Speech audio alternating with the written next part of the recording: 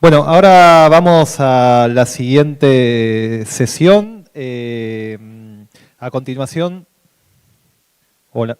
A continuación, la sesión se llama Una justicia regional, gobernanza de la inteligencia artificial en sistemas judiciales en Latinoamérica y el Caribe.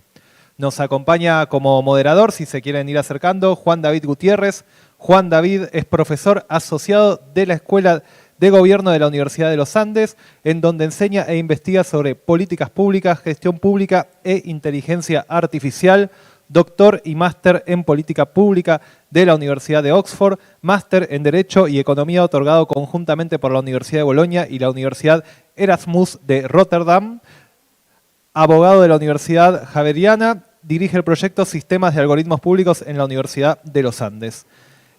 Contamos también con la moderación virtual de Yuri Silva Lima de Child Fund Brasil.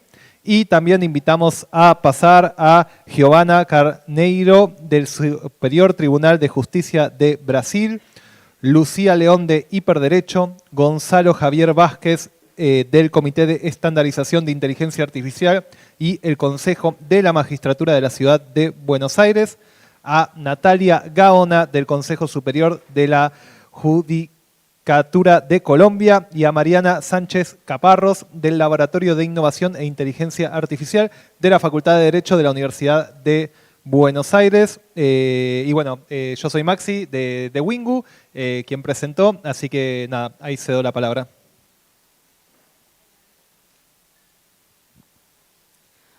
Hola, buenas tardes. Pregunto si el profesor Juan David ya se conectó. Todavía no, porque tenía un problema con un link, pero ahí está. Bienvenidos a todos. Hola, hola, hello. Esta sesión está siendo transmitida por el YouTube también y es un placer estar acá en esta sesión de la IGF. Yo soy Giovanna Carneiro, soy del Superior Tribunal de Justicia de Brasil. Y estoy acá con personas muy distintas de diferentes países, unos acá en persona y otros en el Zoom. Si pueden como conectar con cámara para que el público los vean. Sí. Y doy las bienvenidas y explico como solo para dar una contextualización. Esta mesa redonda es surgida de las discusiones del IGF 2025, donde incluso se propuso crear un Judiciary Track. El Poder Judicial de cada país tiene sus peculiaridades, ¿no? No son iguales en todos los sitios y hay diferencias muy claras y relevantes de recursos, número de personas, estructura y diferencias que derivan del modelo de organización de cada país. Si son una federación o no, cómo se divide el Poder Judicial entre niveles nacional, estatal o provincial, como en Argentina, y cómo se distribuyen las competencias judiciales entre los diferentes niveles. Así también sabemos que hay diferencias muy relevantes en cada sistema, incluyo cuanto a cómo los procesos judiciales se desarrollan.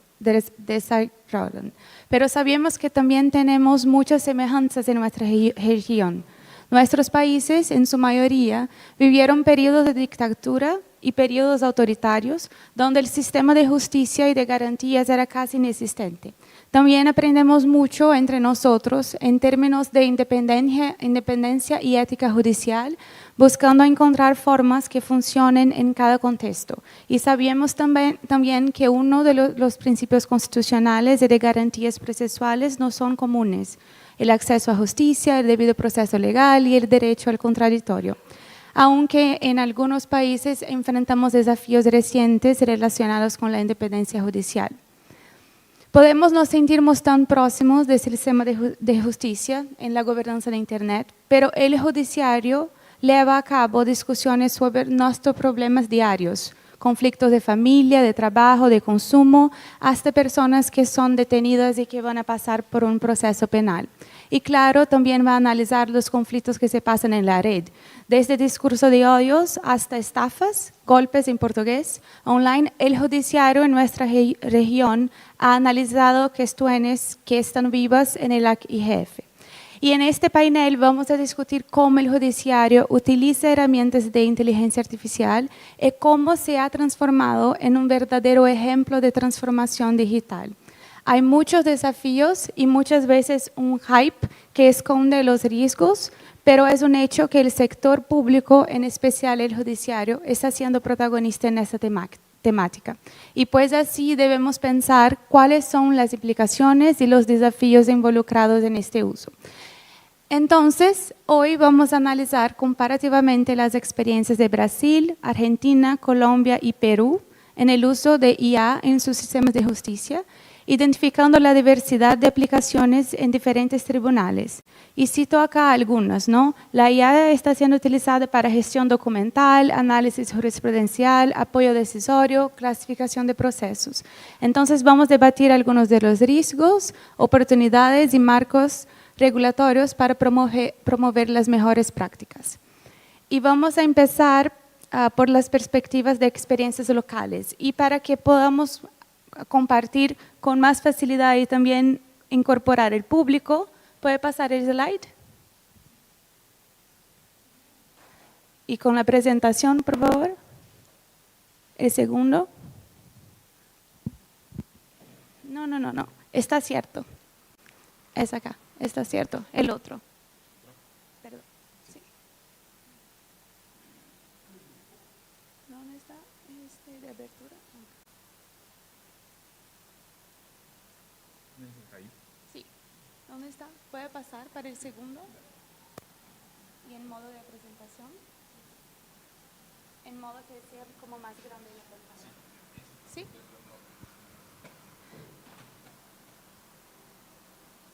¿Es como abajo?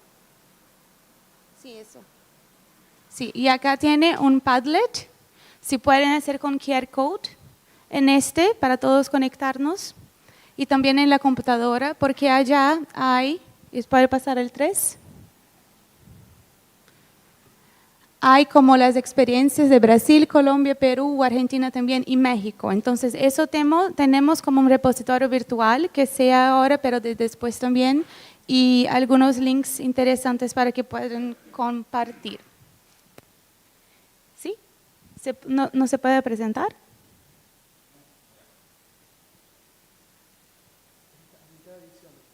Sí.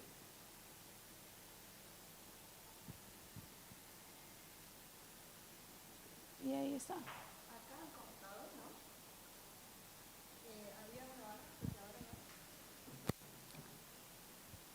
Y en el Zoom también creo que ya está. Pero en especial para los que nos acompañan online por el YouTube y Zoom, se pueden como clicar en el link, en el enlace que está en YouTube y también en ese usar el QR code para que puedan compartir sus opiniones y poner dudas también si tienes para que podamos hablar más al final del panel. Entonces vamos a empezar por Argentina, que es nuestro país anfitrión para el AQGF, ¿no? Estamos todos en Córdoba, con Gonzalo Vázquez y Mariana Sánchez Caparros. Mariana está en línea con nosotros, pero estaba con problemas en la conexión. Entonces, Gonzalo va a presentar la perspectiva de Argentina. Y Gonzalo es el coordinador del Comité de Estandarización en IA del Consejo de la Magistratura de la Ciudad de Buenos Aires. Es doctor en Derecho Público por la Université Paris-Nanterre y posgraduado en Políticas Públicas y Gobierno Digital.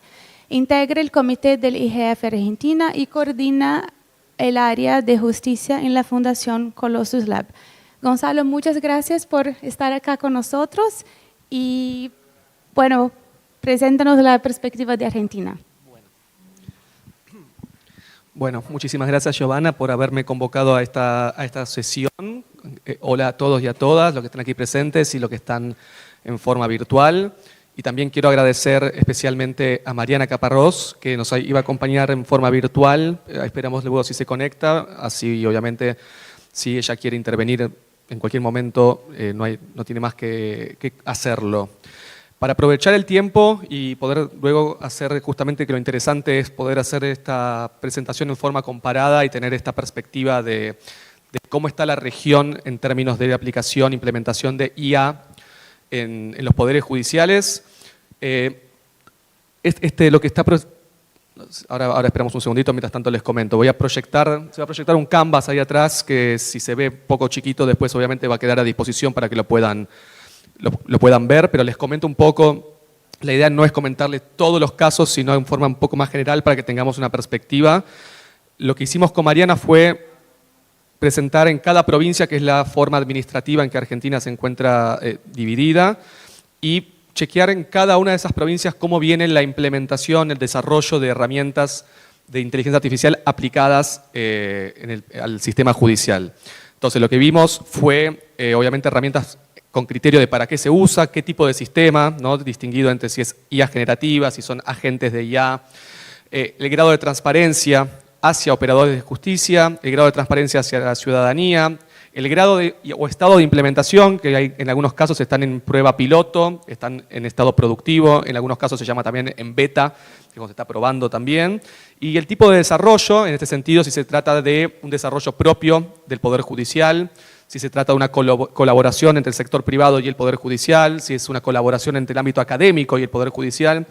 Y lo que vimos con Mariana, que obviamente nosotros trabajamos en esto, así que algo sabíamos, pero para la sorpresa, y creo que es el criterio y es lo interesante para poder compartir, es que en provincias como Chaco, Chubut, en la Ciudad Autónoma de Buenos Aires, Córdoba, Neuquén, Río Negro, que son algunas, Salta, Tierra del Fuego, que son algunas de las provincias donde hay algún tipo de desarrollo, no hay un mismo criterio. Es decir, tenemos disparidad, después analizaremos si eso es algo bueno, malo, si habría que unificar.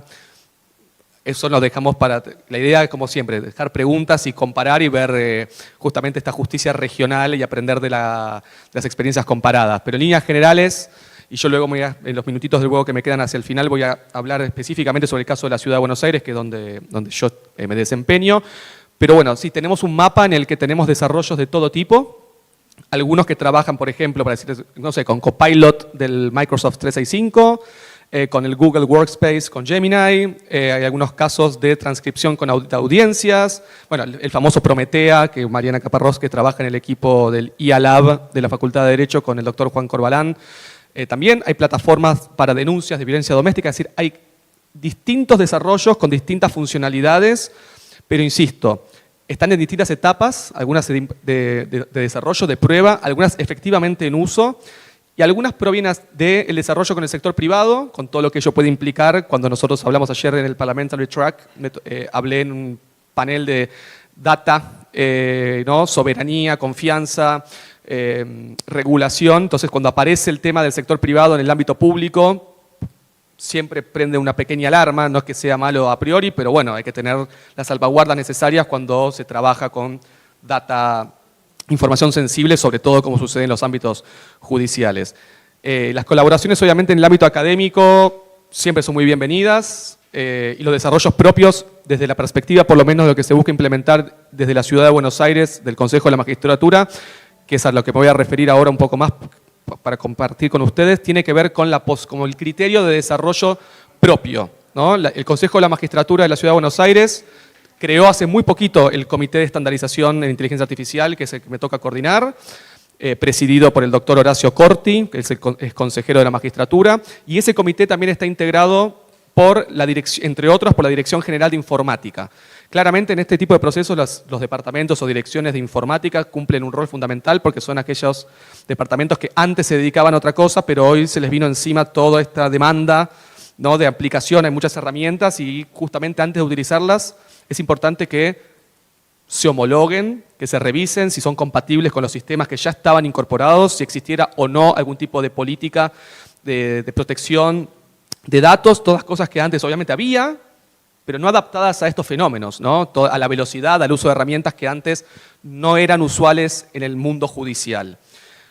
Nosotros tomamos por ahora la decisión de, uno puede ir de más a menos, como quieran verlo. Por ejemplo, hace muy poco la Junta de Cortes de Estados Unidos decidió, sacó un comunicado que prohíbe el uso de inteligencia artificial generativa hasta que no se capaciten. Prohíbe. Nosotros también teníamos la posibilidad de pensar, bueno, se bloquea el acceso, por decir un caso, ¿no?, de ChatGPT en las computadoras del Poder Judicial de la ciudad para que no se use, porque hasta que no hayan decisiones al respecto no podemos confiar o que la gente, los usuarios, usen ChatGPT y carguen expedientes judiciales, demandas. Entonces, pero no se fue por la idea de bloquear, ¿no? Estamos apuntando a la idea de un uso responsable. Y acá sí hay otro criterio que con Mariana recopilamos, que es la existencia o no de guía de directrices, guía de buenas prácticas y demás. Varias de estas provincias que le mencioné tienen, la Ciudad de Buenos Aires tiene una, el Consejo de la Magistratura, estamos por a fin de año seguramente sacar una más extensa, con guías hacia el usuario, pero guías también hacia la institución, porque la responsabilidad no solamente pesa en el usuario, sino eso es como una visión un poco mezquina, a veces como que el problema es del que lo usa y no del que provee el servicio y controla. Entonces hay un enfoque acá compartido de la responsabilidad, centrado en la verificación permanente, como decían antes en la charla, el human in the loop, y del lado de la institución, capacitaciones, la posibilidad de garantizar transparencia, trazabilidad y todo lo que ello implica. Actualmente, ¿venimos bien de tiempo? ¿Sí? Para comentarles un poquito sobre cómo viene la ciudad, eso en líneas generales, hacia ahí apuntamos y la idea es tender hacia el desarrollo propio para justamente no depender de herramientas como ChatGPT o Gemini y demás, pero no por el hecho de que sean per se malas porque son privadas, sino justamente para garantizar que el uso de ese tipo de herramientas, los datos sobre todo, que es lo que hay que custodiar, queden dentro del ámbito de lo que es el Poder Judicial de la ciudad. Entonces, la única forma que podemos garantizarlo es a través de desarrollos propios. O, en este caso, usándolos, pero con las salvaguardas éticas, jurídicas, normativas, soft law, ¿no? En el ámbito jurídico que podemos, y eventualmente aplicando las sanciones disciplinarias correspondientes cuando se detecta algún tipo de problema. A veces es la opción, o se bloquea, o se aspira a que los usuarios justamente lo usen correctamente y proveyendo capacitaciones. Actualmente la Ciudad de Buenos Aires, el Poder Judicial de la Ciudad de Buenos Aires tiene en desarrollo un sistema que se llama MIA, que no es IA generativa, es un agente de IA, con el que uno le puede consultar expedientes enteros, lo cual es entonces el usuario, el juez, jueza, funcionario o empleado puede interactuar con la herramienta y en muy poco tiempo justamente lo que se busca muchas veces las herramientas en el Poder Judicial es agilizar, que es esa demanda que me imagino quizá en toda la región, pero en Argentina siempre es el tema de que la justicia es lenta. Entonces la IA justamente puede venir a acelerar los procesos, porque cosas que tardaban mucho tiempo de leer un expediente antes en papel, después en una computadora, ahora directamente se puede consultar un dato y en segundos el agente encuentra la información en el expediente, que son expedientes a veces muy grandes, y lo trae a la pantalla enseguida. Luego también tenemos la posibilidad de un resumidor general de expedientes. Muchas veces el magistrado tiene que ir a una audiencia, tiene que ir a deliberar con sus colegas para tomar una decisión y eso requiere muchas veces que se lea todo un expediente, que a veces, como le digo, tiene muchos cuerpos, vamos a usar ese concepto tan viejo en esta actualidad, pero las fojas, ¿no? Las hojas del expediente, que ahora son virtuales, pero se las sigue llamando, son digitales, pero se las sigue llamando fojas. Eso ayuda mucho, ha reducido también y mejorado la calidad del trabajo en este último tiempo. Y hay algo que se está desarrollando, que está funcionando muy bien, las métricas, eso lamentablemente no teníamos tiempo para compartirlas acá, pero en el fuero contencioso administrativo y tributario y de relaciones del consumo, así entero es el fuero de la ciudad en esa materia, logró automatizar lo que es el trámite de las ejecuciones fiscales. Desde el inicio administrativo hasta la sentencia al final se ha logrado automatizar y eso ha dado unas mejoras realmente, el 60% casi del fuero está usando estas herramientas y las métricas muestran que se ha reducido considerablemente los tiempos de una tarea que es copiosa. Justamente las ejecuciones fiscales en el fuero contencioso en la Ciudad de Buenos Aires son enormes cantidades realmente y el trámite en sí mismo era bastante automatizable porque era bastante sencillo. Así que bueno, para no quitarle más tiempo al resto, lo que les quiero decir como conclusión es eso. Argentina está en este momento con un fuerte desarrollo, dispar en términos de perspectiva o de enfoque, con esto de desarrollos privados, públicos, propios. La pregunta que nos podemos hacer, y eso después para el diálogo obviamente, y cuando escuchemos a los ejemplos de la región, es si esto conviene que sea tomando un único criterio a nivel nacional para que justamente no exista disparidad y que exista proliferación de guías de buenas prácticas, porque puede ser que en una guía de Chubut se contradiga o se superponga o digan cosas contrarias respecto a la guía de Buenos Aires, pero tal vez los procesos en algún lado puedan diferir. Es decir, estas son preguntas justamente que A mí, como en este rol de coordinador del comité en este momento, todo el tiempo se me hace y tratamos de, justamente, estos lugares son ideales porque lo que buscamos es la coordinación, la cooperación. Creo que la experiencia comparada es lo que nos va a permitir justamente avanzar en forma pareja, conjunta y sacándole provecho a todas estas herramientas que, justamente, como les digo, contribuyen a generar mayor transparencia de la actividad judicial y que nos permiten también acelerar los trámites de la justicia que muchas veces la ciudadanía reclama. Así que, bueno, muchas gracias, Giovanna.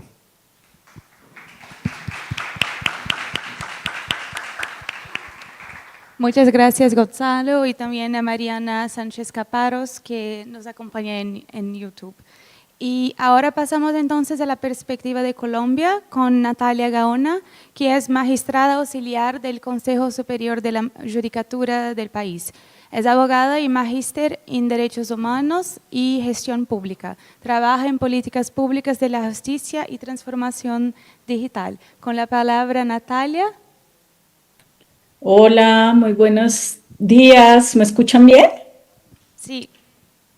Estaba intentando compartir, pero no tengo aún permiso. Me aparece ya el icono, pero no me deja compartir. Creo que tienes, Natalia. ¿Puedes intentar de nuevo? Dale. Sí, creo que ya.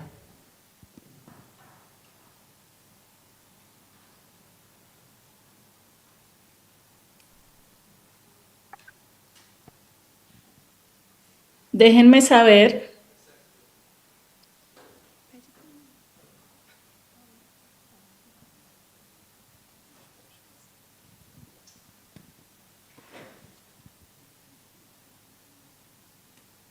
¿Me escuchan? Sí. Hola, listo. Ya puse a compartir. No sé si se está proyectando. Ya, ahí está. Listo, súper. Muchas gracias. Bueno, muchas gracias al foro, los organizadores y a ti, Joana, por hacernos esta invitación y ser nuestra moderadora, a todos nuestros compañeros y compañeras en este interesante panel de discusión en torno a la gobernanza de la inteligencia artificial y pues su puesta en práctica de implementación. Yo les voy a contar rápidamente en el tiempo que tenemos disponible cómo ha sido un poco el proceso en la rama judicial en Colombia, muy anclado en efecto de una gran base que es la gobernanza. Entonces, pues esto arranca básicamente como parte del gran plan de transformación digital que es una apuesta que tiene la rama judicial a mediano y largo plazo a través de unos planes concretos y pues en este plan de transformación digital sí que veía uno en su primera formulación que fue en el 2021 algunas aproximaciones en torno a este tema de inteligencia artificial sin ser todavía muy claro hacia dónde iba a ir la cosa y digamos que ya en 2023 pues por varios factores, digamos varios factores de apuestas en común sobre este uso, donde se empezaron a ver algunos usos esporádicos por parte de jueces y magistrados, pero además empieza una discusión como multiactor en torno a este tema en distintos espacios, escenarios, como que la cosa empieza a tomar más fuerza en la rama judicial, en particular, digamos, bajo una vocería y un liderazgo del Consejo Superior de la Judicatura, que es en nuestro caso el órgano de gobierno y administración de la rama. Entonces ya uno empieza a advertir desde el año pasado, inicios, que hay un uso, sí, esporádico, pero digamos que en una gran encuesta que se hizo ya se advertía que un aproximado de 30% de esos encuestados, que eran jueces, magistrados, empleados, venía haciendo uso de distintos tipos de herramientas de inteligencia artificial, en particular generativa, para distintos áreas y propósitos que Joana los mencionaba muy bien hace un rato: gestión documental, transcripción de audiencias, consulta de información jurídica y otros propósitos, digamos, más operativos. Hay un hito muy importante en Colombia y es una sentencia del máximo órgano de la jurisdicción constitucional, que es la Corte Constitucional, que expidió una sentencia, la T323 del 2024, está cargada en el Padlet de acceso a todos. Y digamos allí la Corte Constitucional, a propósito de uno de estos casos concretos, decide fijar, digamos, unas pautas comunes y unos principios generales de uso responsable y ético de la inteligencia artificial que terminan siendo, digamos, una base importante de lo que luego para nosotros es el acuerdo 12243 de diciembre del 2024, que ya es un acuerdo o unos lineamientos expedidos por el Consejo Superior de la Judicatura sobre el uso y la implementación de proyectos de inteligencia artificial en la rama judicial. A partir de esto, digamos que se viene gestando, disculpen que estoy intentando pasar ya, se viene gestando como una estrategia alrededor de 3 grandes ejes, una muy importante que es esta de gobernanza y lineamientos, alrededor del cual, digamos, están gestando todas estas instancias de discusión, de implementación de los proyectos, pero también como de esa base de lineamientos y principios y deberes a partir de los cuales, digamos, la rama judicial puede navegar en torno a la inteligencia artificial. Otro eje muy importante que es apropiación y conocimiento. Y el tercero, pues dirigido justamente a la puesta en práctica y revisar a partir de qué necesidades y desafíos concretos podemos hacer apuestas de soluciones que integren inteligencia artificial. Como les decía, en Colombia, digamos, nuestro lema de la gobernanza viene anclado de instrumentos claves que son la sentencia de la Corte y el Acuerdo 243. Aquí, digamos, hay un trabajo muy importante en torno a principios específicos que ya los mencionaron previamente y que vienen también del trabajo colaborativo que se gestó con la UNESCO en su momento, que es pues la no sustitución del criterio del juzgador y de su equipo en la toma de decisiones, el autocontrol, los principios y cargas de transparencia, de responsabilidad y de privacidad que también ustedes ya lo mencionaron con anterioridad, y este acuerdo de lineamientos, digamos que le apuesta a hacer una primera categorización de posibles usos de la inteligencia artificial en la rama, casi que establece 3 grandes categorías. Una primera muy operativa y muy del ámbito administrativo que, digamos, no genera mucha discusión sobre el particular, y por el contrario, digamos, se ven muchas oportunidades de capitalizar en términos de tiempos y demás. Una segunda categoría que sí está más anclada a la gestión del proceso judicial como tal. Y la tercera categoría, que es esta categoría, digamos que por temas de estar actividades que están más vinculadas a la toma de esa decisión judicial de fondo, pues son las que tienen mayor carga de responsabilidad, transparencia y privacidad de la información.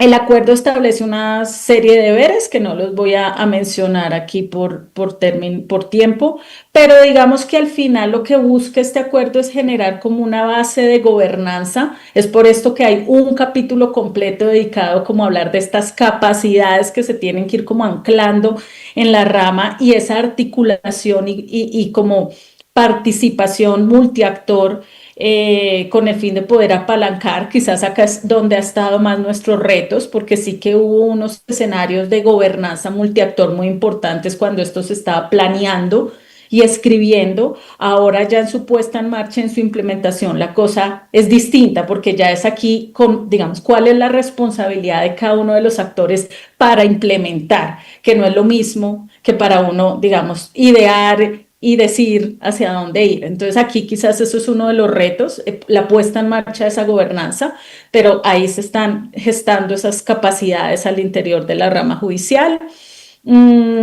Pues la gobernanza al final también tiene como una base muy importante para nosotros de apropiación y conocimiento desde distintas aristas. Tampoco las voy a profundizar. Lo que sí es importante, digamos, dejar como de base es que el esquema que ha venido adoptando la rama judicial en Colombia es una formación teórico-práctica a partir de lo que hemos llamado como laboratorios de experimentación. Y el último gran eje, que es pues cómo ponemos a funcionar cosas que incorporen inteligencia artificial para un propósito específico y útil en la rama. Entonces esto también parte como de una iteración de un ciclo de proyectos que hemos venido afinando al interior de la rama, donde nuestra premisa 1 es la identificación puntual y concreta de cuál es esa oportunidad o problema que queremos resolver y cuáles son los actores en juego. justo para que la cosa podamos, digamos, como superar ciertos retos que se vienen presentando de pasar de un piloto, una prueba de concepto a proyectos reales, y a partir de esa base del problema de oportunidad, pues viene un ciclo un poco más estándar de lo que es la puesta en marcha de proyectos o soluciones digitales que involucran inteligencia artificial, al final siempre pensando en cómo hacer esto escalable y sostenible. Aquí algunos de los casos de uso que para nosotros siguen en exploración, o sea, nosotros ninguno de estos los tenemos hoy escalados o implementados en un gran volumen o con un gran impacto dentro de la rama, siguen todavía en proceso de pruebas, etcétera. Creo que ese marco de gobernanza que mostraron en la sesión anterior me parece muy interesante porque logra como consolidar de alguna forma todo lo que hay que hacer para que esto se vuelva realidad y se empiece a escalar. Por aquí vemos que tenemos como desde distintas partes del proceso judicial algunas apuestas, tanto en el inicio, la interacción inicial del usuario con la rama judicial, como en el trámite y la gestión del proceso, donde se ubican cosas más dirigidas a análisis de grandes volúmenes de información que se manejan en distintos ámbitos en la rama, por ejemplo, en tribunales que manejan macro sentencias con muchísima información, y las salidas del proceso muy enfocadas como a los temas de relatoría y jurisprudencia. Lo último que quería dejar aquí como cierre y como incógnitas o como temas de debate justo son estos retos en torno a, pues a ese balance que hay que tener entre la gobernanza de tener, digamos, un marco de referencia lo suficientemente claro, pero también lo suficientemente flexible, que al final no termine como limitando en exceso este tema de experimentar y de iterar en este tipo de proyectos. El dilema siempre detrás de esto, de la vigencia y la actualidad de cuando decide un poder judicial emitir lineamientos en la materia versus lo que pasa en la vida real y en la práctica y cómo esto, digamos, va cambiando tan rápidamente. Nuevamente el que mencioné hace un rato, el dilema de poder realmente pasar de pilotos a proyectos sostenibles y escalables en el tiempo, el rol que juegan los distintos actores en esto, también lo mencionaba Argentina sobre pues el rol de los proveedores tecnológicos y hasta dónde, digamos, uno puede fijar responsabilidades específicas, y en nuestro caso una brecha que es muy importante y es la de capacidades. Digamos, nosotros contamos con un brazo que si bien se ha venido fortaleciendo en términos de personas multidisciplinares y perfiles multidisciplinares, siempre sigue siendo insuficiente para intentar abordar, digamos, una cantidad de iniciativas que en toda la rama judicial pues se tiene todavía en torno a esto por el optimismo que aún sigue generando poder incursionar en esto con propósitos seguramente muy loables de acceso, tiempos, transparencia, incluso calidad o eficacia de la justicia. Entonces, pues con esto yo creo que dejo como las ideas principales esbozadas de lo que ha sido el proceso en la rama judicial en Colombia. Muchas gracias. Muchas gracias, Natalia.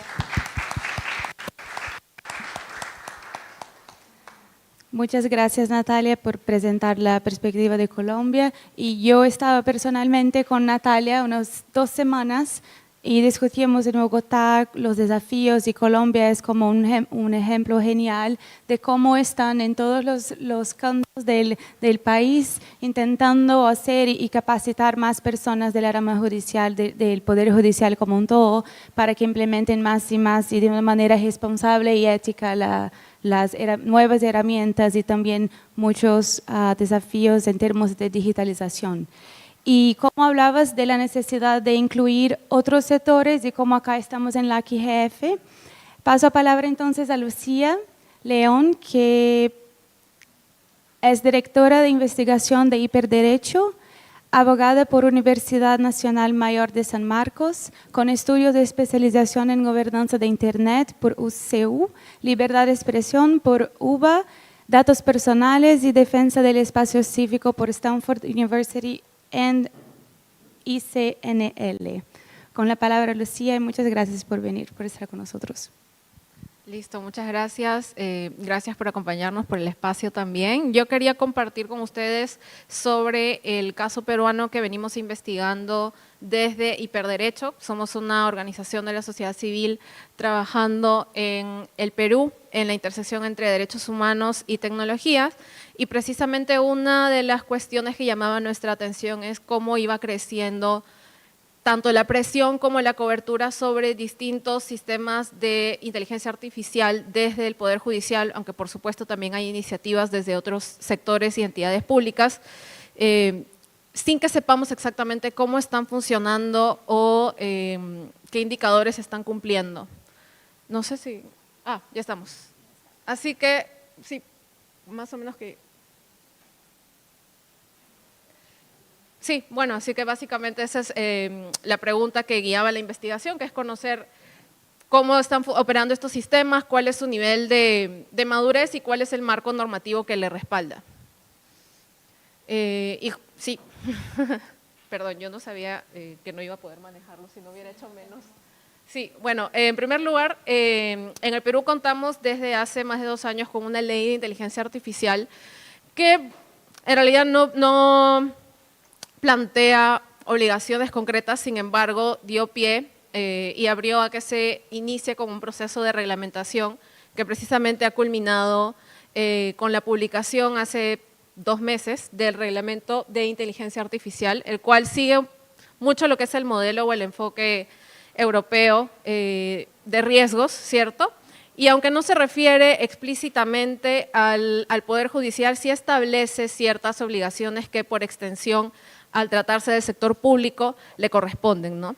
Y entre ellas, por ejemplo, encontramos la obligación de implementar supervisión humana, considerando que el sector justicia es un sector sensible para los derechos humanos, y también encontramos la obligación de, por ejemplo, en el caso del desarrollo de estos sistemas, entre otras cosas, de publicar el código fuente en la Plataforma Nacional de Software Público Peruano, de realizar una evaluación de impacto previo al despliegue de estos sistemas y también de incluirlos en el plan de gobierno digital que se entiende que las entidades públicas deben aprobar y ejecutar, entre otras tantas obligaciones, incluyendo la transparencia algorítmica. Y en el Poder Judicial también se ha establecido ciertas directrices internas que es importante mencionar, más allá de cómo se ha acomodado a cumplir con la legislación específica en materia de firmas electrónicas y seguridad digital, entre otros. Existe una directiva específica sobre el ciclo de vida del software que le es extensiva también a los sistemas de inteligencia artificial, en la cual se establecen ciertas pautas o cierto flujo de cómo debe ser el desarrollo de este software dentro del Poder Judicial. Y ya pasamos ya a presentar los casos específicos de implementación. Nosotros hemos levantado información de 6 casos hasta con fecha de corte hasta el 31 de julio de este año. Empezando por Tukuy Rikuy, que fue en realidad uno de los primeros sistemas que se presentaron y se anunciaron públicamente, cuya planificación inició de manera muy primariosa en 2021 y como menciono allí, con objetivos de plan bastante genéricos, ¿no? Sin dar un contexto real sobre qué era lo que se pretendía hacer, es decir, fue más como un plan en el que se dice necesitamos tener un plan, ¿no? Para desarrollar tecnología acorde a la realidad local, entre otras cuestiones. Sabemos sí que se inició un proceso de licitación en 2021, ¿no? Ya en octubre de 2021 ya se establecieron específicamente lineamientos para contratar este servicio. Sin embargo, no es un proyecto no es un sistema que realmente se implementó o vio la luz porque no se llegaron a cumplir con todos los entregables y, mejor dicho, el Poder Judicial resolvió el contrato y quedó ahí como en el aire luego de ejecutar como el 30% del monto de la licitación, ¿no? También tenemos el caso de Justo, que fue un intento ya por concretizar un poco las ideas previas que se tenían en Tukuy Rikuy. Este inicia en la Corte Superior de Justicia de Lima Norte, se publica con un cronograma muy desafiante, de 2 meses prácticamente, pero en realidad se sabe que antes de eso ya se estaba trabajando en la prueba de concepto y otras cuestiones, y su función principal es, en los casos de violencia contra la mujer, en los que alguna de las partes haya fallecido, el sistema está orientado a automatizar el auto de archivamiento, ¿no? Y digamos, el despliegue de este sistema también dio lugar a que en más de una corte se inicie un proceso de creación de laboratorio de inteligencia artificial, pero a nivel de cortes superiores de justicia. Bueno, y también, sí, gracias. Me olvidé de mencionar de que se están realizando ya a 2024, se sabe que se implementó en 13 distritos judiciales, incluyendo no solo distritos de la capital, sino también de regiones. Respecto a Mauta Pro, este inició su planificación en 2023 y su función principal es generar resoluciones también en el caso de casos de violencia contra las mujeres para la emisión de medidas de protección cuando estemos frente a 5 supuestos específicos, es decir, se crearon ciertas plantillas y luego se entiende que las resoluciones se emiten siguiendo estas plantillas, ¿no? Y formalmente ya se inició un periodo de producción en septiembre de 2024.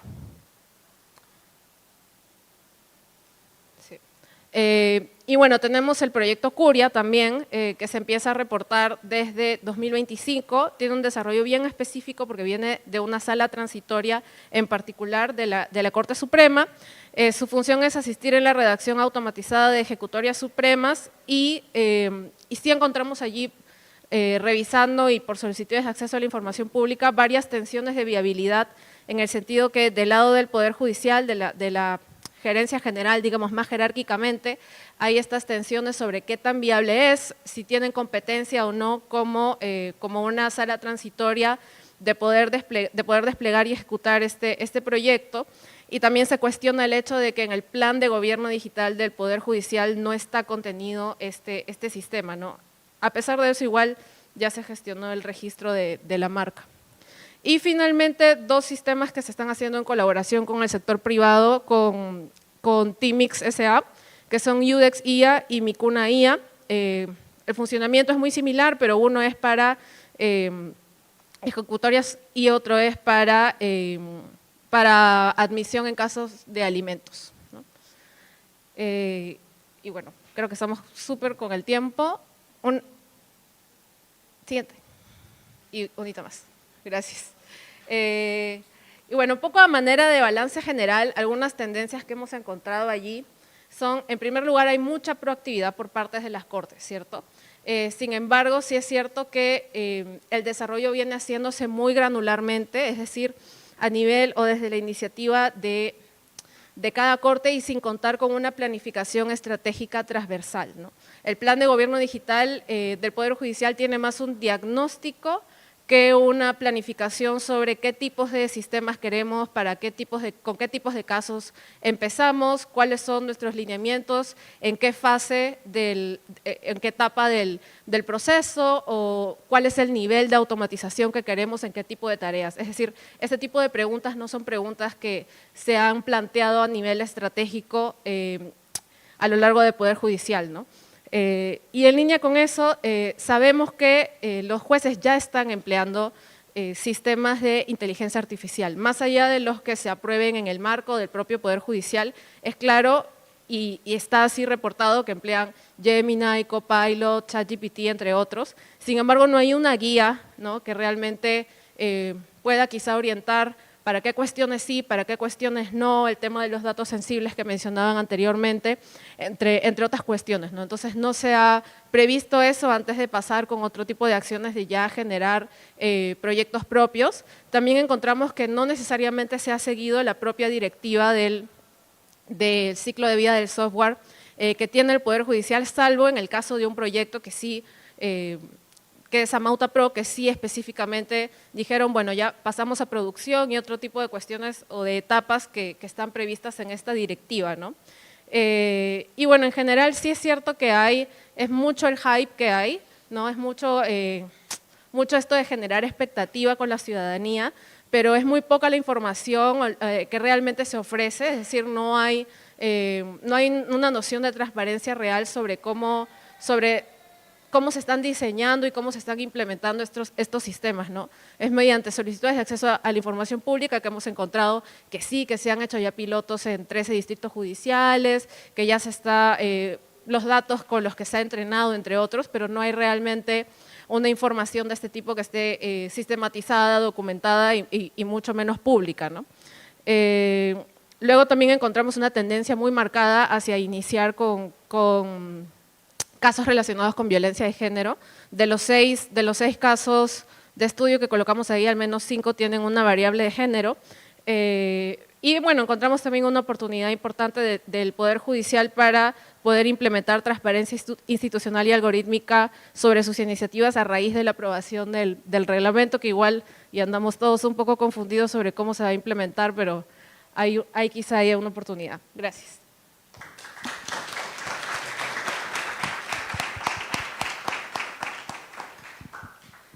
Muchas gracias, Lucía. Puntos muy interesantes y que tengo certeza que vamos a volver en la interacción con el público y a la parte final de dudas y contribuciones.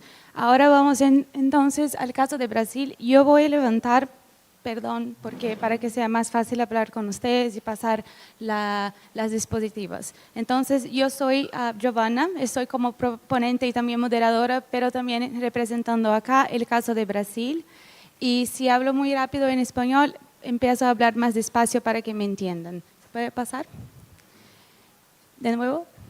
Entonces, como decíamos, yo soy asesor especial en la presidencia del Superior Tribunal de Justicia de Brasil, que es acá en el cuadro del Poder Judiciario, el tribunal que es responsable por cómo armonizar todas las leyes y normas federales, ¿no? Entonces, acá está un cuadro de la justicia de Brasil. Saben que es un país continental, es una federación, y tenemos el nivel constitucional con el Supremo Tribunal Federal, la Corte Constitucional, después el nivel federal con los tribunales especializados y el Superior Tribunal de Justicia, y después el segundo y primer grado de justicias, que son donde la justicia está más próxima del público. Y tenemos también el Consejo Nacional de Justicia, que es una institución muy similar al Consejo Judicial de Judicatura de Colombia, que presentaba Natalia, y que está haciendo un trabajo de sistematización y también de regulación del uso de estas herramientas de IA en el sistema de justicia. Entonces le hablaba a Lucía que, como el contexto general en Perú, que tienen propuestas, ¿no?, de regulamentación. En Brasil también las tenemos para un desarrollo y uso general de IA, pero en marzo de este año el Consejo Nacional de Justicia publicó una resolución muy específica y que se fue actualizada por el advento de IA generativa. Y como se percibió que los tribunales y los jueces estaban utilizando esa tecnología, se pensó, tenemos que hacer una reglamentación que sea específica para el uso en el judiciario. Entonces, ¿qué dice esa resolución? Tengo acá unos puntos específicos que quiero pasar con más atención. Se prohíbe el desarrollo y utilización de soluciones que no permitan la revisión humana de los resultados. Entonces, hay un énfasis muy grande en esa idea de que la herramienta de IA tiene que servir solamente como apoyo a la decisión de una persona humana que es el juez. Después, como también para ayudar la gestión o apoyar la toma de decisiones. Y también tiene algunas disposiciones que prevén medidas de transparencia relativas al uso y también a la gobernanza de esos sistemas. Y mucha énfasis, que algo que también mencionaba Natalia, que en capacitación y entrenamiento de los servidores, ¿no? Porque ellos son las personas que van a usar esas herramientas en la punta y que van ahí mismo tomar las decisiones con el apoyo de estas. ¿Puede pasar? Y yo pensé que es muy interesante lo que habló Lucía, que no tiene como una sistematización de este uso y que no son transparentes, no son públicos. Creo que acá está una diferencia importante de Brasil, porque en Brasil, por tener el Consejo Judicial Consejo Nacional de Justicia, ellos están haciendo también en este proyecto Justicia 4.0 un esfuerzo muy relevante de sistematización y de publicación de transparencia de las herramientas que están siendo utilizadas por tribunales en muchos cantos de Brasil. Entonces, a esta investigación reciente de septiembre de este año, se dice que hay 58 entidades que desarrollaron un proyecto nuevo de inteligencia artificial en el año pasado, en 2024. Y entonces, en su pesquisa, que tiene como 98% de participación de la justicia brasileña, se encontraron que 45.8% de los tribunales y consejos usan inteligencia artificial generativa. Y lo más interesante es que de entre los que no utilizan, 81% tienen un interés por la herramienta y por esa tecnología. Entonces, podemos estimar que en unos años muchos van a estar usando. Entonces, tenemos que debatir y pensar cómo debe ser este uso. Y también acá una relación con la charla lápida de los colegas que estaban hablando atrás, que decían cómo es importante que tenemos como mecanismos de gobernanza, ¿no? Y yo creo, y leyendo esa pesquisa, que ni todos los tribunales tenían estos mecanismos de gobernanza muy bien estructurados. Y eso es un desafío porque imaginen que el Tribunal de Justicia de un estado que tal vez no tenga tantos recursos tenga que estructurar una gobernanza de esa herramienta de IA. Entonces es un trabajo, un esfuerzo muy grande y ni todos tienen. Punto. Vamos entonces al Superior Tribunal de Justicia, que como pueden imaginar, donde yo trabajo, tiene muchos recursos por ser uno de los mayores tribunales del país, ¿no? Recibimos allá recursos de tribunales estaduales de todo el país y también de los tribunales federales, regionales federales, que es la segunda instancia de la justicia federal en el país. Y allá, desde 2018, usamos inteligencia artificial, pero las herramientas de 2018 y 2019, que son Atos y Sócrates, son más enfocadas en análisis de similitud entre documentos y también el monitoreo de piezas procesuales. Entonces, van a decir si un determinado tema tiene mucha probabilidad de ser repetitivo en el tribunal como un todo, cuál es el porcentaje de repetición y cosas así. Pero en febrero de este año, publicamos nuestra herramienta de IA generativa, que es el STJ Logos, y lo que voy a mostrar con un poco más de detalle para ustedes. Se fue desarrollado por equipo propio, son 4 o 5 desenvolvedores, personas desarrolladores, y entonces en una tentativa de evitar dependencia tecnológica, pues si tienes el conocimiento adentro, si vas a depender de parceros, como acá utilizamos el LLM, un procesamiento por Azure, si dependemos de una nube externa, porque no hay recursos para hacerlo enteramente adentro, pero tiene el conocimiento y puede hacer un modelo que sea agnóstico y que pueda trabajar con diferentes infraestructuras tecnológicas. Y lo hicimos de forma a posibilitar el control, el monitoreo y intentar hacer un mejor trabajo en la explicabilidad, que es nuestro mayor desafío hoy. Y decimos entonces que con la IA generativa, la IA apareció para las personas, porque antes estaba como en los bastidores, nada la había, pero ahora con el chat, ¿no? Esa idea de chat, que estamos conversando con alguien o con algo, le apareció y las personas saben que hay alguna cosa por allí y las ven. ¿Puede pasar? ¿Puede pasar? Entonces ahora acá pueden ver en play, por favor, acá. El play. Sí, eso. Ya está. ¿Clicas? Sí. Entonces ahí está en la pantalla del usuario. Tienen que seleccionar la pieza con la que quiere como discutir. Y eso es conectado con el sistema Justicia Web, porque en Brasil tenemos todo ya digitalizado, ¿no? Eso es muy importante. Ya está todo digital y ahí tienen comandos o prompts que ya están en un equipaje y lo selecciona el comando y ahí aparece la información como de nuevo una sugestión para que sea un apoyo y que eso no va a estar directamente en la decisión. Eso la persona tiene que usar, copiar, colar, que sea, y después hacer sus propias modificaciones o quizá decir, no, eso no me sirve, tengo que hacer de todo de nuevo. ¿Puede pasar? Y ahí después más para el control. No, de vuelta. ¿Para clicar acá? Un poco más. Eso. Gracias. Ese es un ejemplo de informe en habeas corpus, entonces no es una parte decisoria, es el informe, el relatorio, es como empieza la decisión, no lo que el resumen del caso.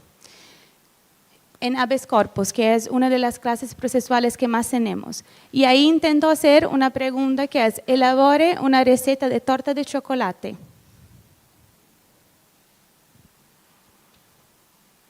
Y el sistema va a responder que el objetivo de la herramienta es solamente auxiliar en el trabajo procesual y no puede responder a este comando.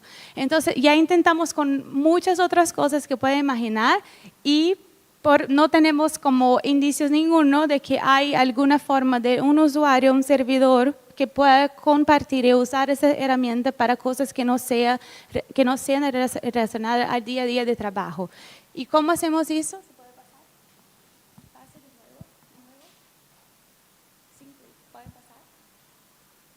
Hacemos eso con control interno y lo que estamos llamando para explicar a las personas de comandos ocultos, ¿no? De prompts ocultos, que es una actuación limitada entonces al contexto de STJ y con un control de vocabulario.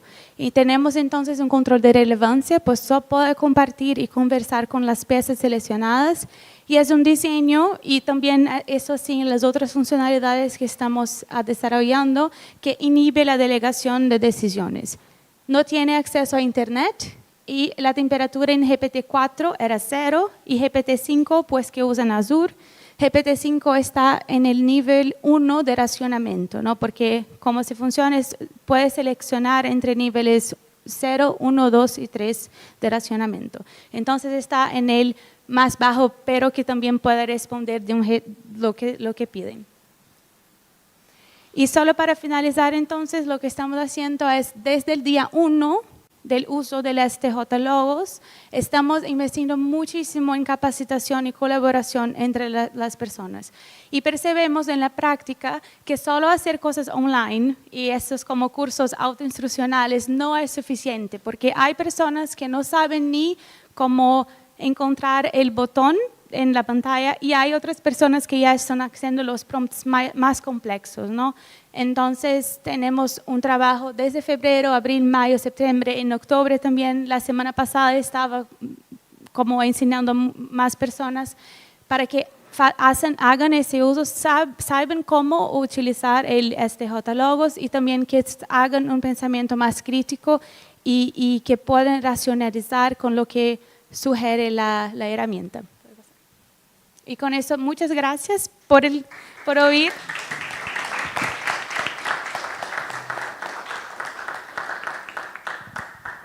Y pasamos entonces a una perspectiva más global, porque ahí oímos entonces las perspectivas de Argentina, Perú, Brasil y Colombia, y ahora vamos a oír de Juan David, que es el profesor asociado en la Escuela de Gobierno de la Universidad de los Andes, donde investiga sobre políticas públicas, gestión pública e inteligencia artificial.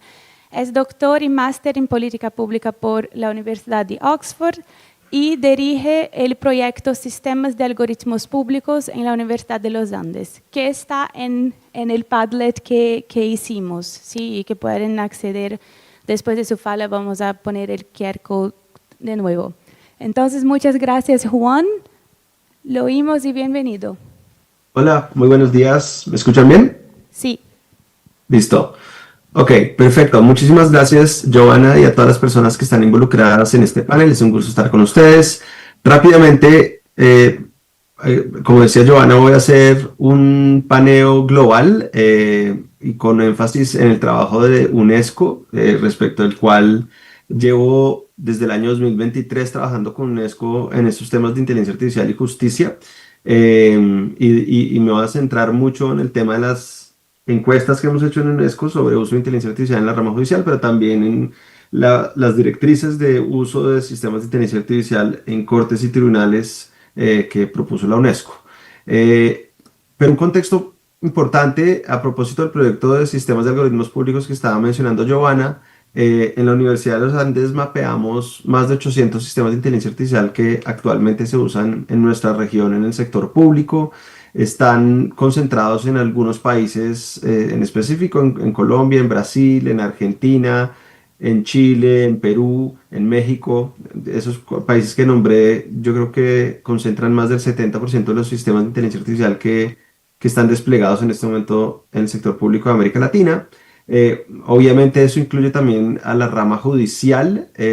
Alrededor del 7% de los sistemas de inteligencia artificial mapeados en nuestra base de datos son sistemas desplegados por la rama judicial. Obviamente la rama ejecutiva pues tiene un porcentaje de esa torta mucho más grande, como están viendo ustedes. Y las herramientas de inteligencia artificial se despliegan tanto a nivel nacional como a nivel subnacional. Esto lo digo tanto con la base de datos completa, que ustedes están viendo ahí la torta, como con los que son de la rama judicial. Particularmente es muy interesante que en Brasil hay organizaciones provinciales y en Argentina también tribunales provinciales que han estado experimentando con desarrollar herramientas. Ahora, antes de entrar a la rama judicial, quiero llamar la atención que el tipo de herramienta más común que se usa en el sector público de América Latina y el Caribe está enfocada a temas de justicia, que no es lo mismo que la rama judicial. Obviamente el sector justicia es más amplio que lo hace la rama judicial. Hay entidades de la rama ejecutiva que tienen que ver con tareas asociadas a la justicia y creo que es importante y llamativo que tengamos en cuenta esto porque pues realmente el sector justicia, por lo visto en América Latina, convoca a quienes están interesados en procesos de transformación digital asociados a herramientas de inteligencia artificial. Y finalmente en la base de datos identificamos 55 sistemas de inteligencia artificial que han pasado de la etapa del piloto o que están en pilotaje.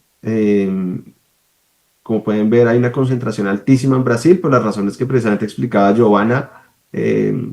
Hay muchísimo interés en Brasil, pero bueno, México, Argentina y Colombia no se quedan atrás. Son sistemas que hacen diferentes tipos de tareas. Escuchamos en el caso de Giovanna, en el caso de Perú, ejemplos, pero hay muchos otros y bueno, y en Colombia también, creo que Natalia mencionó algunos. Hay una variedad, digamos, no todos son chatbots, no todos son sistemas que operan a través de modelos de lenguaje a gran escala. Hay sistemas que utilizan modelos de aprendizaje automático para hacer otro tipo de tareas de clasificación, de reconocimiento, de optimización, de asistencia en búsqueda de información. Si quieren seguir buscando información, pues ahí está el enlace de la base de datos para que la curioseen. Otro punto muy importante de contexto que fue mencionado es que hay una explosión de regulatoria en América Latina y eso también incluye interés por regular aspectos que tienen como la rama judicial. Aquí, como en la gráfica anterior, también hemos encontrado en la base de datos que construimos en la Universidad de los Andes que hay una concentración de proyectos regulatorios sobre IA en algunos países. Es el caso de Brasil, México, Colombia, Argentina, Perú, muy parecidos a los países que mencioné antes pues, que tienen herramientas, pues ahí hay una coincidencia. En países como en Perú y en México hay proyectos de ley o incluso proyectos de enmiendas constitucionales que abordan directamente a la rama judicial, al uso de sistemas de inteligencia artificial en el sector justicia, pero obviamente hay una diversidad enorme en estos instrumentos regulatorios que identificamos. Y también, y para cerrar este punto como de contexto, pues tener presente que ha habido un boom del interés regulatorio en los últimos 3 años. Como ustedes pueden ver ahí en la gráfica en la que ponemos como el año de inicio del proceso regulatorio, es decir, el año, por ejemplo, en el que se presentó un proyecto de ley al Congreso de la República. Aquí no tengo tiempo de explicar, pero la mayoría de esos proyectos son centralmente sobre inteligencia artificial, buscando regular la materia de manera integral, como por ejemplo lo hizo el Reglamento de Inteligencia Artificial de la Unión Europea, o en algunos casos no de manera integral, pero sí pero sí son proyectos de ley solo sobre aspectos de inteligencia artificial.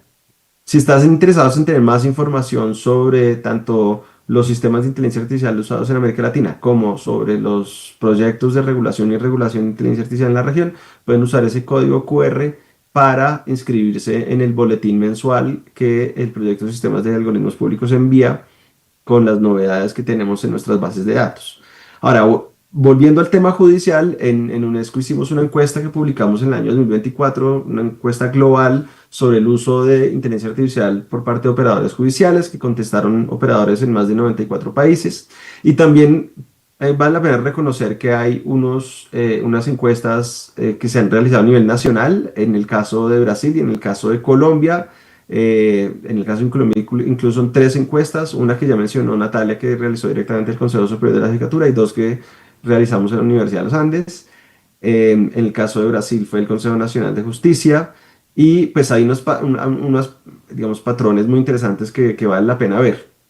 Voy a centrarme en la visión global, porque es lo que me pidieron, y es en la encuesta de la UNESCO que encontramos. Primero encontramos que había una adopción bastante rápida por parte de operadores judiciales de herramientas de inteligencia artificial. El 40% de los encuestados había utilizado ChatGPT o algún otro tipo de chatbot para realizar actividades relacionadas con trabajo. Eso pues, es bastante sorprendente porque pues, las herramientas están disponibles públicamente desde hace relativamente poco.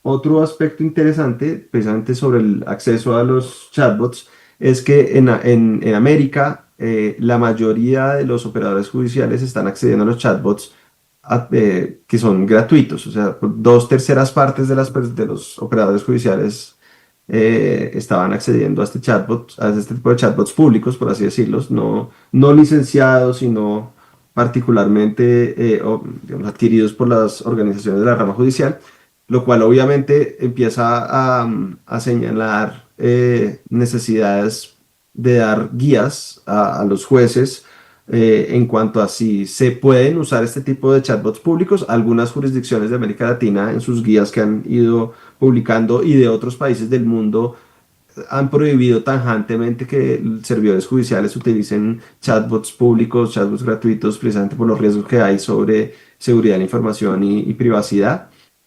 Entonces es un dato que me parece importante, pero esto que les digo de América Latina, aquí ustedes están viendo muchas barras porque está dividida la respuesta por continente. La barra anaranjada corresponde a América, de los otros continentes pues son los otros colores, pero en la mayoría pasa igual que en América Latina, que hay un porcentaje muy amplio de operadores judiciales accediendo a estos chatbots gratuitos. Ahora, cuando les preguntamos a los operadores judiciales cómo los usaban, hay 3 tipos de usos muy común: buscar información, ayudar a redactar documentos y explorar ideas. Aquí el punto del uso masivo de estos chatbots para buscar información, pues nuevamente revela la importancia de guiar a los operadores judiciales. Es decir, la fiabilidad de los chatbots para buscar información, no importa si son licenciados o no, no importa si son el último modelo que ha salido, pues tiene unas limitaciones. Digamos que creo que siempre puede ser usado para hacer búsquedas iniciales, pero luego si hay algo que realmente necesita usarse en el proceso para tomar alguna decisión que importe, pues tendría que haber una contrastación del resultado que dio el chatbot con alguna otra fuente que sí sea fiable. Y en esto creo que hay pues digamos, unas lecciones que sacar alrededor del mundo un poquito amargas. Tengo un colega que se llama Damien Charlatan, que tiene una base de datos que se llama Casos de alucinación de inteligencia artificial en el sector justicia, y a la fecha ha identificado 509 instancias en las cuales abogados o jueces han sido víctimas de sí mismos, digámosles, porque han copiado y pegado a partes de una respuesta de algún chatbot sin darse cuenta que en la respuesta había información incorrecta, imprecisa o completamente falsa, incluyendo normas o jurisprudencia inexistente. Entonces, pues, más de 500 casos alrededor del mundo pues realmente es muchísimo. Y obviamente en América Latina no somos ajenos a eso. Realmente en América Latina también ha habido casos en Brasil de un juez que le ocurrió exactamente eso y pues que realmente no podemos dejar a un lado. Bueno, ya se me va a acabar el tiempo, ya me están diciendo que porfa cierre pronto y no me quiero ir sin hablar sobre el tema de las guías. Ya oímos que en otros países, en Argentina, en Colombia, en Brasil hay guías, en otros países del mundo también se han expedido guías y a partir de, digamos, del trabajo que se había hecho en otros países entre los años 2020 y 2023 y una consulta pública que hicimos desde la UNESCO, se publicó en mayo de este año una propuesta de guías para el uso de sistemas de inteligencia artificial por cortes y tribunales. Esto está públicamente disponible. Es más, recientemente en el reporte de independencia de los magistrados y abogados que publicó las Naciones Unidas, digamos, se invita a las jurisdicciones, por una parte, a explorar la elaboración y aprobación de directrices sobre uso de inteligencia artificial y que tengan en cuenta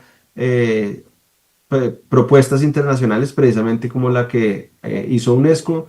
No tengo mucho tiempo para explicarles porque ya se me acabó, pero digamos que es una guía que tiene una serie de principios, tiene 15 principios desarrollados que aplican no solo para los individuos, sino también para las organizaciones, porque hay recomendaciones que no solo son para los servidores judiciales en sí mismos, sino también para sus propias organizaciones. Y luego hay unas recomendaciones mucho más puntuales, ya no en forma de principios, sino de guías más puntuales, tanto para las organizaciones de la rama judicial como para cualquier servidor judicial. Entonces, hasta aquí voy a dejar, pero si tienen más interés, pues los invito a que descarguen la propuesta de guías que está en la página web de la UNESCO. Y también aquí está mi correo electrónico por si tienen dudas o preguntas. Gracias.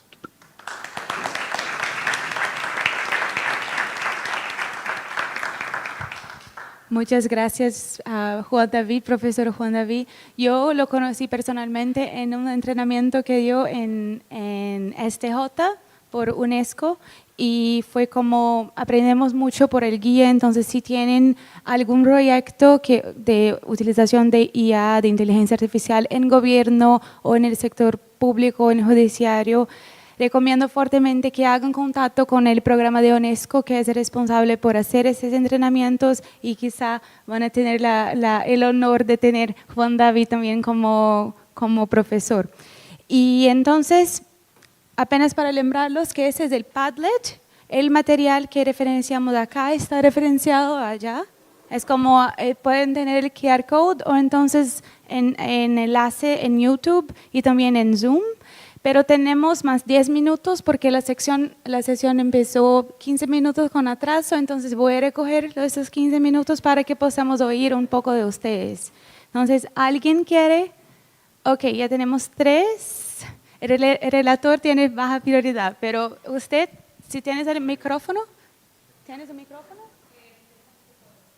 Ah, sí.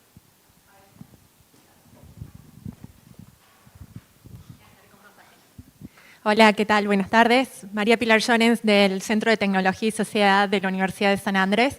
Simplemente gracias por las intervenciones porque son muy interesantes. Quería compartirles, además, tengo varias preguntas que nos pueden ayudar a seguir pensando este tema. Quería compartirles que nosotros en el centro estamos trabajando en un proyecto sobre el uso de la inteligencia artificial generativa en Latinoamérica y tenemos estudios de Argentina, Brasil, Colombia y México, que hemos publicado recientemente el de Argentina y el de México, y estamos por publicar el de Colombia y el de Brasil. Cualquier cosa después les pasamos la información y están subidos los informes en el Padlet.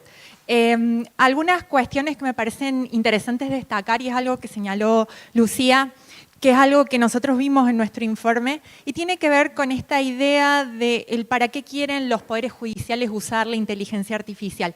Algo que nos ha surgido mucho en los workshops que hemos realizado y en distintas intervenciones donde he participado sobre este tema, es que cuando uno empieza a hablar con los actores judiciales y los operadores judiciales y les preguntan, bueno, ¿para qué querés usar la inteligencia artificial?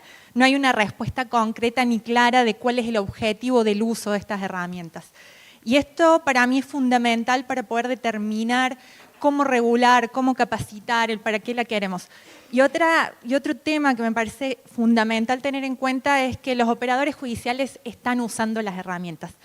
Las herramientas llegaron para quedarse, se están usando y nosotros tenemos que ver cómo reaccionamos frente a estas cuestiones.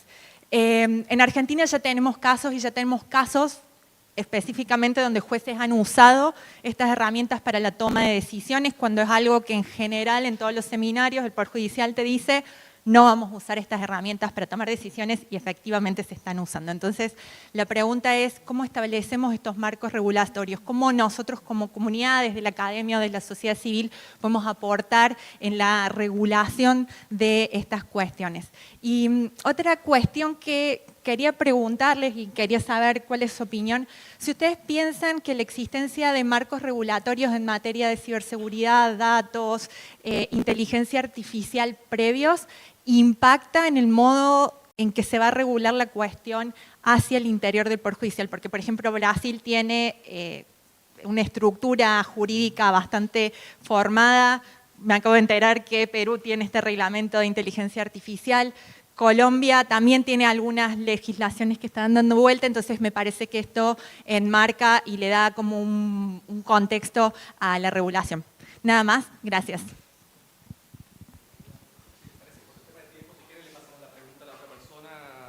Cortitas y rápidas, si podemos responder.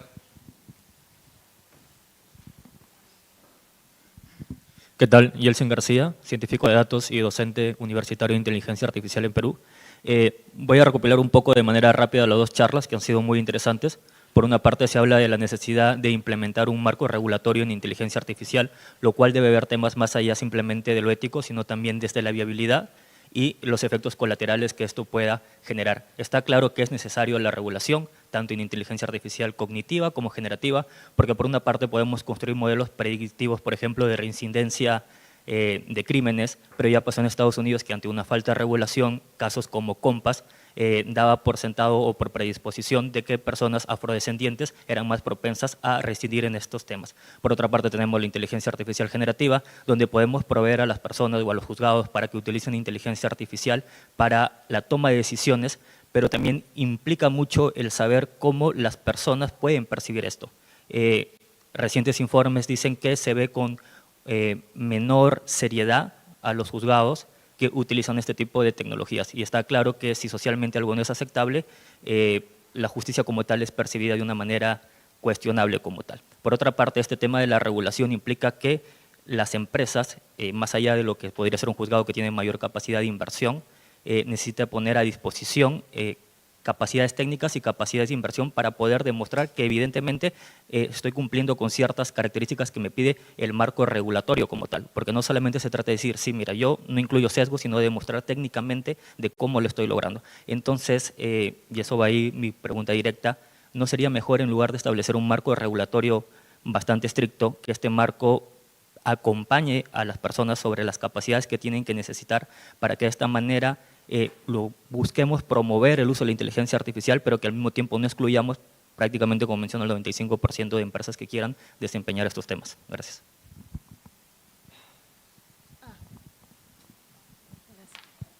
Hola. Hola, ¿qué tal? Micaela, docente en Relaciones Internacionales. Muchas gracias al panel por las presentaciones, súper interesante todo lo que nos comentaron hoy. Tengo solamente dos preguntitas bien acotadas, una para Gonzalo y Lucía también. Gonzalo, en tu caso te quería consultar cómo habían lidiado en Cava con la cuestión de disputar o recursar las decisiones automatizadas en ejecuciones fiscales que nos habías comentado. Un poco vinculado con lo que comentaba el colega, porque aparece esta cuestión de dudar acerca de una decisión tomada con intermediación de la IA. Entonces quería saber cómo habían lidiado con eso en Cava. Y en el caso de Lucía, consultarte si en Perú también siguieron la línea de desarrollos propios o se apoyaron en proveedores externos para sus desarrollos de IA que nos fuiste presentando.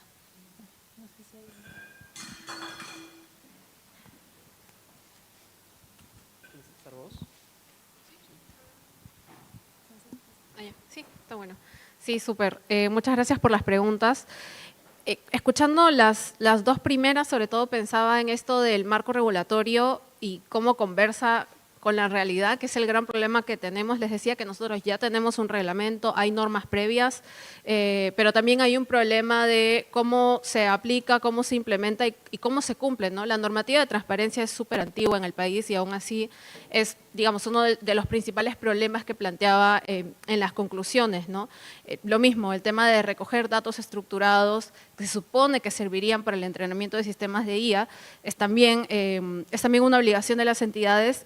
Sin embargo, tampoco encontramos indicadores que muestren que esto se esté cumpliendo, ¿no? Entonces hay un problema allí también en la implementación y en el uso de los marcos regulatorios que ya tenemos. Igual es súper importante mirar más allá, digamos, de estos marcos y también, por ejemplo, contar con equipos multidisciplinarios, convocar a las múltiples partes interesadas, para que no estemos nosotros luego insistentemente preguntando cómo van, qué hicieron, con qué datos entrenaron, etcétera, sino también poder tener desde la ideación y desde el diseño distintas miradas y distintas voces, ¿no? Quería hacer el énfasis, no llegué a mencionar en su momento, que además cuando pensamos en la planificación estratégica es sumamente importante pensar cómo esto va a conversar con toda la carga procesal y con la manera en la que funciona el Poder Judicial, ¿no? Sobre todo pensando en sistemas bastante modestos como los que presentaba en Perú, que son algunos son de autos admisorios y es como, bueno, ahora probablemente vas a admitir mucho más rápido de manera automatizada y qué vas a hacer con el cuello de botella que se te va a generar luego para resolver, ¿no? Entonces eso es importante también tenerlo desde que se planifica, ¿no? Sumamente importante también el tema de capacidades, desde una cultura también de protección de datos personales, que por ejemplo veíamos que en la presentación pública del funcionamiento de algunos de estos sistemas, que además son de violencia de género, venía proyectado toda la información del expediente, el número de celular, el nombre de la víctima que denunciaba, o sea, una cuestión sumamente grave que no hemos internalizado ni siquiera en algo tan básico, ¿no?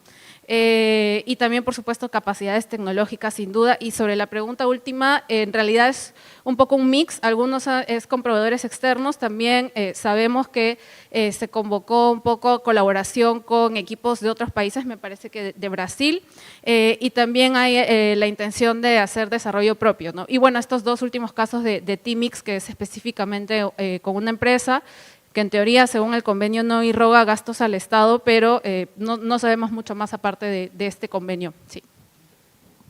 Muchas gracias, Lucía. Antes de pasar a Gonzalo y finalizar, me gustaría preguntar a Juan David y a Natalia si tienen alguna consideración sobre las preguntas y después para como concluir. No, yo quiero, aquí Alfredo pregunta por el chat que si yo dije que los abogados habían sido víctimas de los chatbots. Claro, son víctimas de su propio invento, son víctimas de usar una herramienta sin saber cuáles son sus funciones, limitaciones y riesgos. Yo creo que los responsables evidentemente son ellos mismos, son víctimas de su negligencia.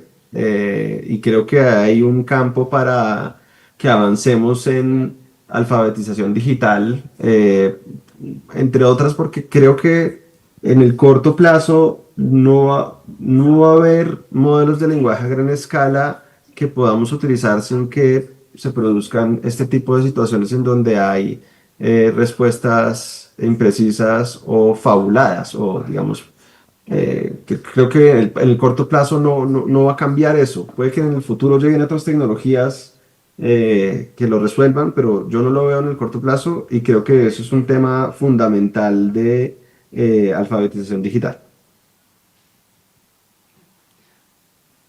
Muchas gracias, Juan y Natalia.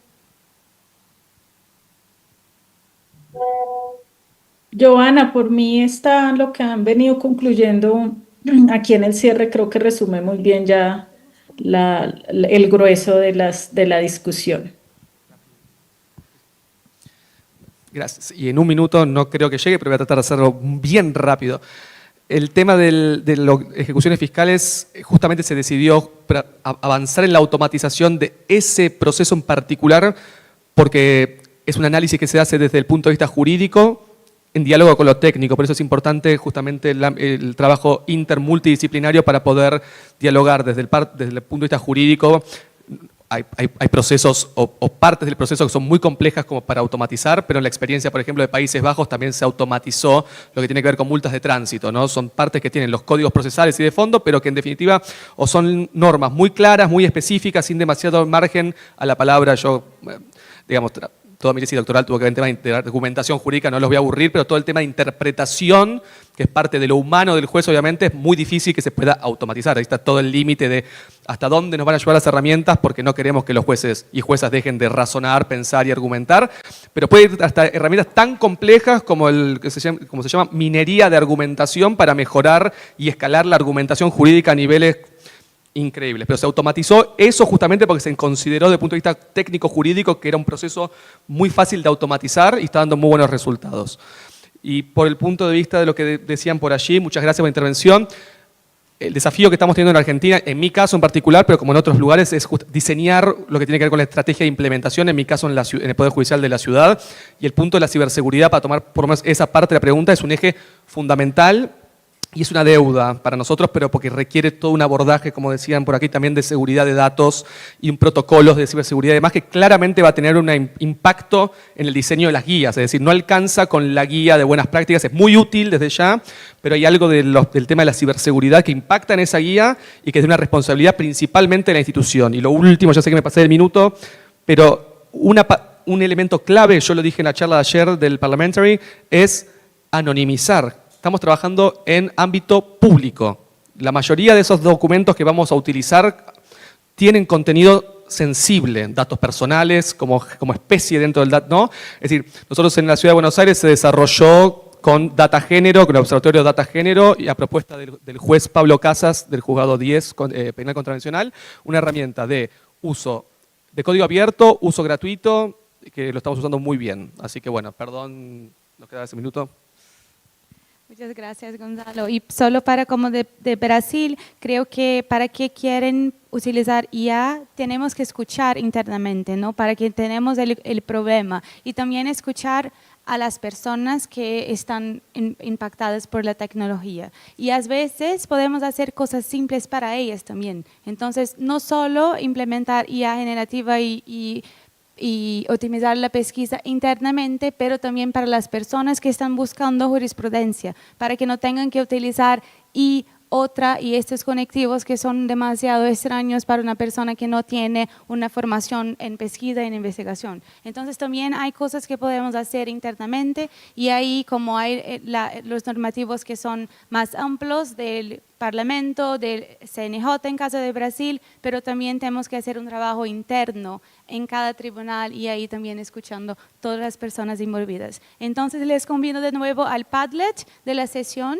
Agradezco a Lucky Hef por el espacio y a todos ustedes por la participación y a todos los panelistas también por su tiempo y muchas gracias.